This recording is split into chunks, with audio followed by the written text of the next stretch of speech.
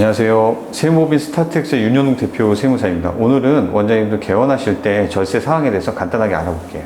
원장님들이 개원하실 때 가장 먼저 하시는 것이 사업자 등록증이잖아요. 보건소 허가가 없이도 가능한가요? 개설신고증명서라고 해서 의료기관을 개설할 때는 원래 증명서가 있어야 돼요. 그래서 그것을 세무서에 갖다가 제출을 해야 사업자 등록증이 나오는 게 원칙이긴 한데 이게 좀 앞뒤가 바뀌었거든요. 왜냐하면 의료기관 개설신고 증명서라는 게 거의 개원 임박한 한 일주일, 2주일 전에 신청해야지 나오는 것들이에요. 왜냐하면 거기서 실사를 나오는데 소방점검도 하고요. 이미 인테리어가 어느 정도 끝나 있어야 되거든요. 그래서 정기 확인도 하고 의료인에 대한 성범죄 경력 조회도 하고 해요. 그러면 실질적으로 우리가 돈이 필요한 건 인테리어 구입이나 아니면 의료 장비 계약이나 할 때 돈이 많이 필요한 거거든요. 임대차도 마찬가지겠죠. 계약하면 계약금 나가고 잔금까지 지불을 해야 우리가 인테리어를 시작할 수 있다, 이런 건물들도 있기 때문에 그 사전에 사업자 등록증이 필요한데 의료기관 개설신고 증명서라는 게 맨 뒤에 나와요. 근데 임박해야 나오는 의료기관 개설신고 증명서를 받고 나서 사업자 등록증을 신청한다고 하면 대출이 너무 늦게 나오잖아요. 돈이 이미 필요할 때에는 사업자 등록증이 없고. 그래서 저희가 어떻게 하냐면 원장님들 신분증, 그다음에 의사면허증, 전문의 자격증, 임대차 계약서만 갖고 사업자 등록증을 신청하고 나중에 의료기관 개설신고 증명서는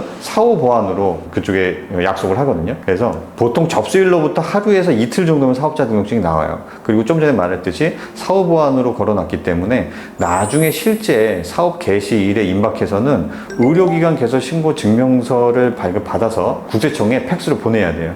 그 정도 절차만 하면 사업자 등록증은 보건소 허가가 없이도 미리 나올 수 있습니다. 근데 이게 허가랑 신고랑 다르거든요. 우리가 의료법인은 허가사항이고 일반 의원들은 전부 다 신고사항이에요. 병원들도 이제 허가사항인데 우리 신고사항이기 때문에 보통은 허가가 없이도 이제 신고만으로 된다라고 하지만 보통 신고 필증이 나올 때는 현장 실사까지 다 하고 내주는 거기 때문에 사실상의 허가랑 뭐 크게 차이가 없더라고요. 그럼 사업자 등록증 후 어떻게 진행이 되나요? 사업자 등록증이 나온다는 거는 이미 임대차 계약은 끝났다는 얘기거든요. 왜냐하면 계약서가 사업자 등록증 그 필수 서류에 들어가 있는 거니까. 그래서 이미 임대차 계약은 끝난 상태이기 때문에 사업자 등록증으로 대출을 신청하고 그 대출로 보증금, 뭐 잔금이라든지 그 다음에 인테리어 계약 들어가야 되겠죠. 그리고 의료 장비 계약 들어갑니다. 전화라든지 뭐 인터넷 설치라든지 각종 비품 구입 이런 것들이 많은데 인테리어가 공사가 어느 정도 진행된 뒤에 하는 거예요. 그래서 사업자가 나오고 그 사업자 등록증으로 가장 먼저 할 거는 대출이고, 대출이 나오면 그 대출금으로 인테리어나 이제 장비 계약을 하는 거죠. 근데 보통은 대출금이 나오기 전에 인테리어는 보통 미팅을 하잖아요. 임대차 계약 끝나고 사업자 등록 나오면 보통 인테리어는 곧바로 미팅을 합니다.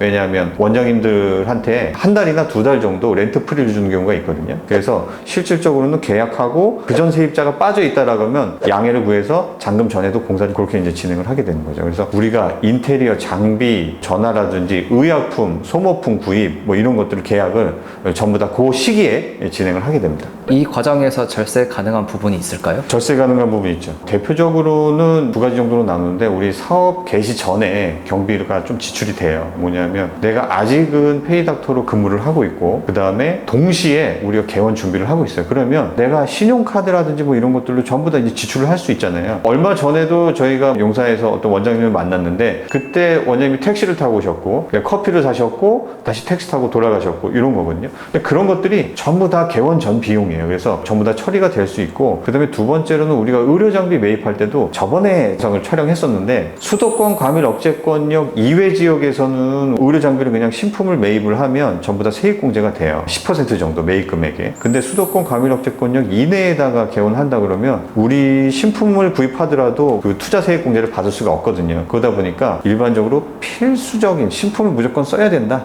라고 하는 의료장비 이외에는 중고 의료장비를 매입한 다음에 나중에 신품으로 교체를 했을 경우 또 교체 비용의 10% 정도가 세입공제가 가능하거든요. 그래서 의료장비를 매입할 때도 미리 세무사랑 좀 상담을 하면 좋을 것 같습니다. 오늘 여기까지 하겠습니다. 감사합니다.